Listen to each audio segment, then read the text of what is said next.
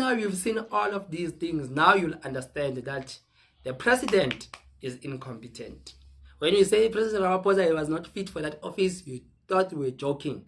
Imagine Jacob Zuma never went to school, but he made sure that all his ministries were covered. You never had government employees not getting salaries. We did ask that President Ramaphosa failed to pay people at Lutuli House for 3 to 4 months.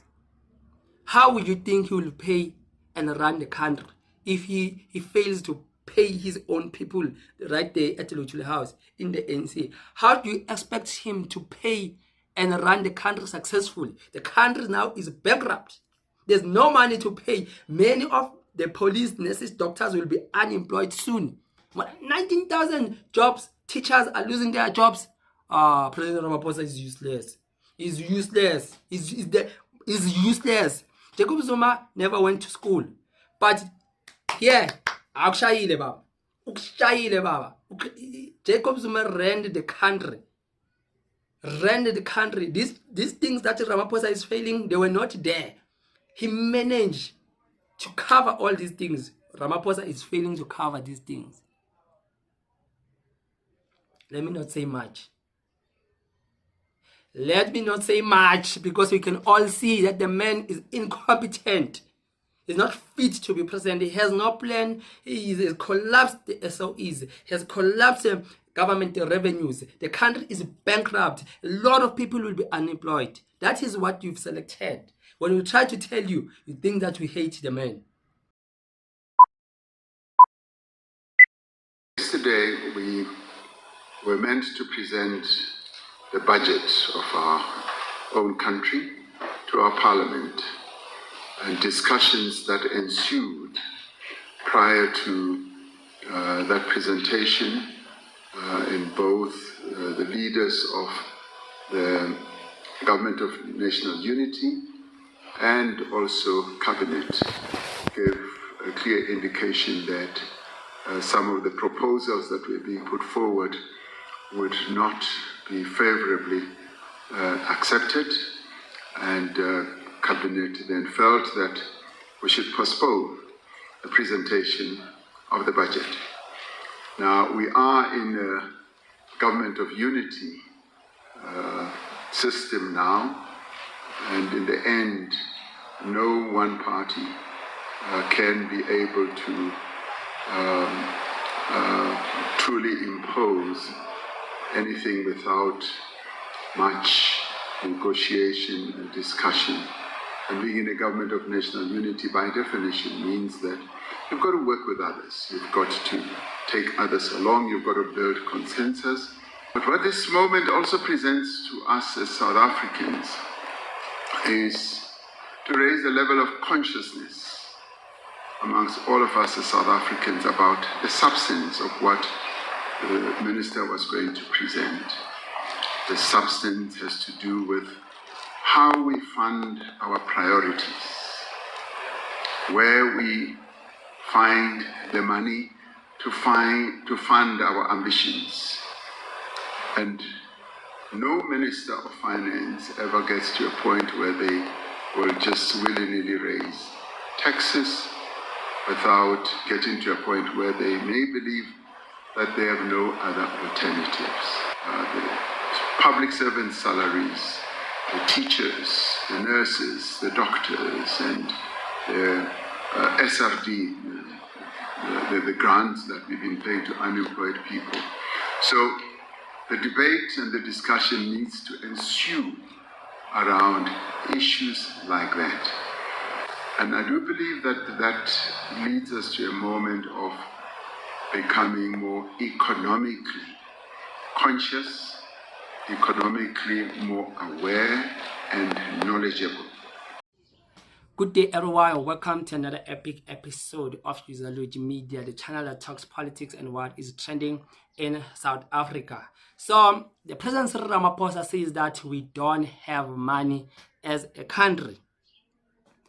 President Ramaphosa says we don't have money as a country. I want to show you. I will speak about 3 people who will confirm this literally so. I will speak about him, President Cyril Ramaphosa. 1, 2, I will speak about Godongwana, the finance minister. 3, I will speak about Fikile Mbalula. And these 3, they will tell us what is really happening. I'll just play another clips in between so that you'll get the scope that South Africa is broke. We don't even have money to pay government officials, from doctors, nurses, teachers, soldiers, police. What is happening with the presidency of Cyril Ramaphosa? You know, if you are an ANC voter, please watch this video. Just watch this video. We are not against anyone. We are just talking what is happening, just deriving different facts and putting them together so that we conclude to say what is really happening. That's why I'm saying I'll play these videos. But before we get to the videos, please don't forget you can subscribe to this channel. You can leave your comment. I'm interested to hear your comments, and you can press the super thanks button if you find this video very informative. So let us just jump into it, right? So before I continue, let me allow me to say this. I don't want this point to bypass me, or I forget it by mistake, because it will cost me. So you see, our SANDF, our soldiers, our army, it went to the DRC, right? And do you know how much they got funded? They got funded for over 2 billion just to go to the DRC, just to take that trip. Watch here. President Cyril Ramaphosa has ordered the deployment of nearly 3,000 troops to the Democratic Republic of Congo. The SANDF will provide support in the fight against armed groups until December of this year, we've been told. This deployment, which is part of South Africa's obligation towards the Southern African Development Community mission, will set back the country around 2 billion rand. So the president has said our budget has not been accepted by the leaders of the GNU, and we know that it is the DA that saw the danger in announcing this, because it would have caused a lot of chaos and crisis when it comes to South African accepting this, because it meant that things must now go up and people already are feeling financial strains. So but President Ramaphosa says that no, this was not a crisis. It means that people need to just understand the dynamics of the economy, that we no longer have funds. Listen to what he's saying, right? So he's saying no government must impose without working with others. He's saying that they will need now to update the DA and the members of the GNU. No government must impose policies without involving others, like what you did with the NHI, like what you did with the Bella Act, and what you did with the Expropriation Act. Did you consult with the DA? But now in this one, you didn't consult with the DA. So when your minister was about to go to Parliament to announce it, the DA said, no, this will not work for us, stop it. And you obeyed. You stopped. I've never find a person who wants to pay taxes in the whole world. That is what the president said. Then point number 5, he says that no, we have limited limits. Our revenues as it stands is not able to find every priority, every ambition that we have. Ministers of finance scrambles around to find money. Wow, this is shocking. So the Minister of Finance was explaining how to cut budget costs, to pay public servants, to continue funding all our priorities, public servants' salaries. So he's saying that the minister has ran out of option, because he had now to allow the 2% growth so that we'll be able to fund and to pay government salaries. Then he said that all our priorities and public servants' salaries need to be sorted out. Teachers, nurses, doctors, SRDs, the grants that are getting paid to unemployed people. Then he says that the debate needs to be around the issues like that, to say that no, our government is lacking money, we need this increase. So he agrees to this increase, right? So I want us to look at something. said now by Fikile Mbalula, because he's saying something very shocking as well, right? This is what Fikile Mbalula is saying here. As the ANC, in terms of the proposal to increase VAT, we are not entirely in support of that, but there's a mechanism to get us out of the challenge we are facing, that our borrowing capacity has been exhausted. That is the challenge that we are facing. You are harassing me.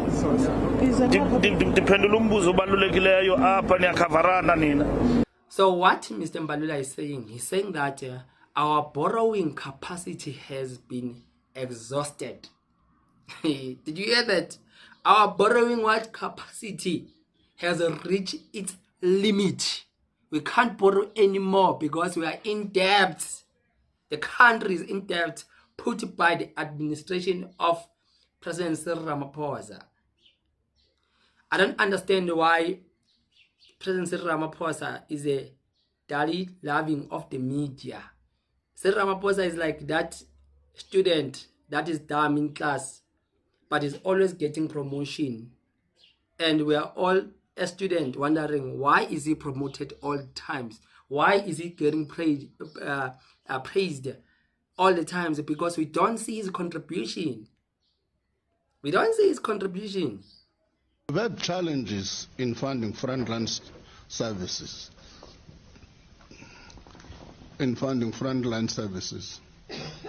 Health, education, and so on. About 2 weeks ago, there was a march to my office by doctors and so on.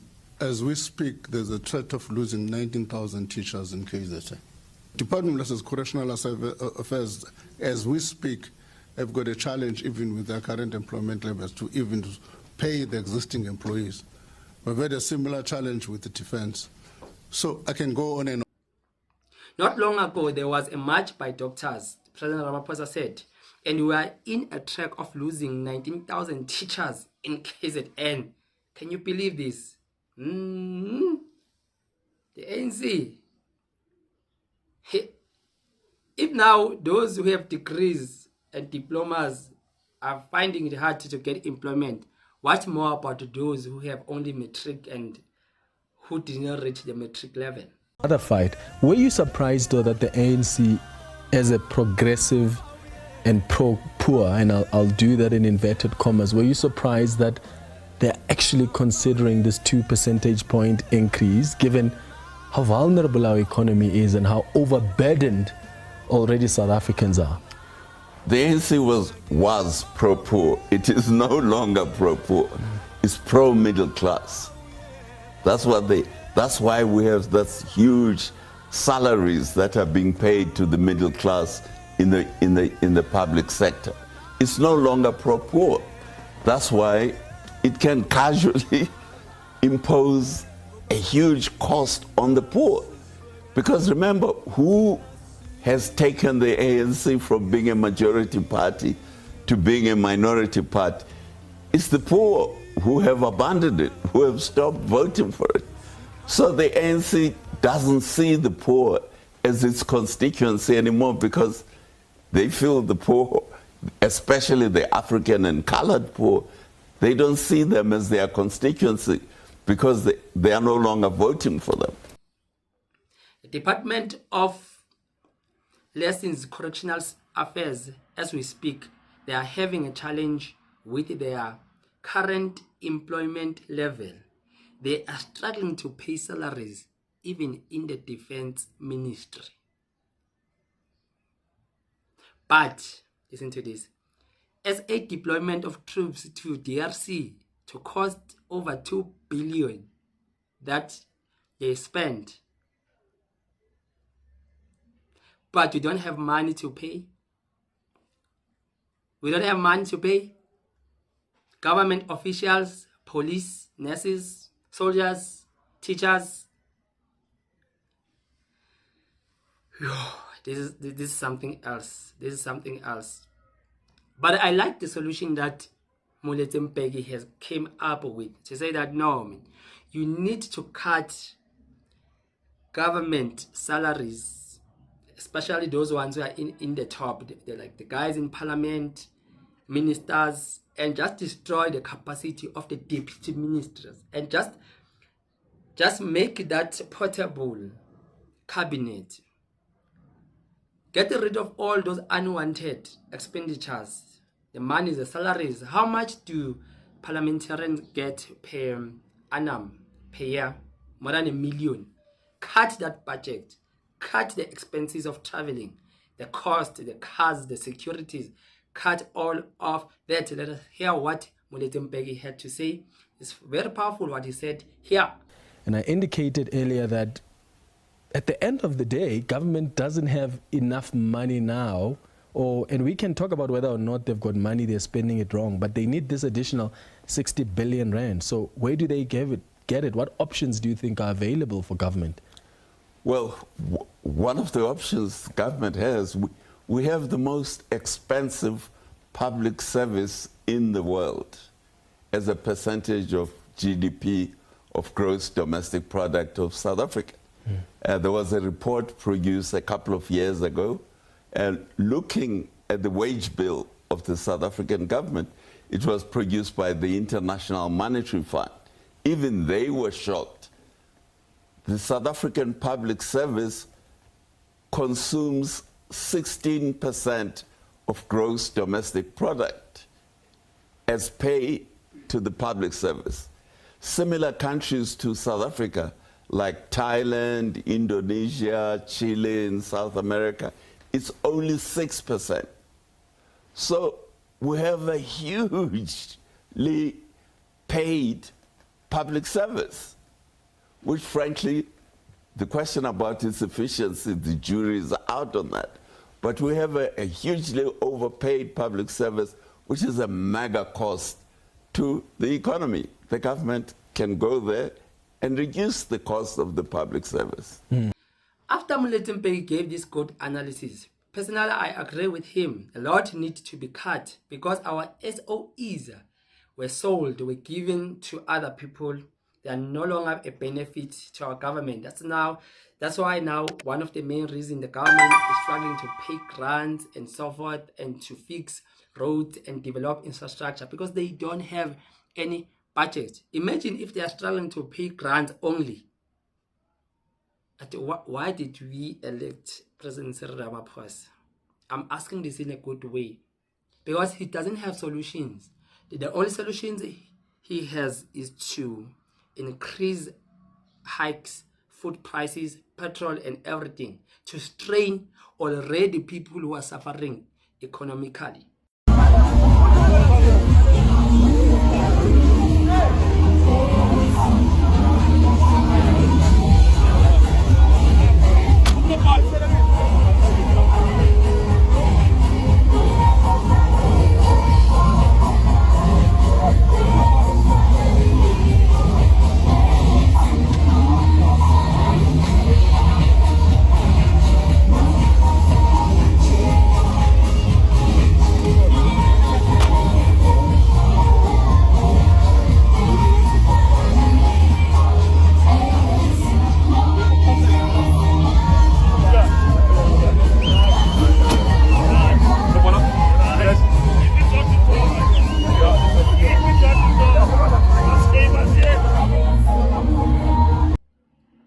Listen to this.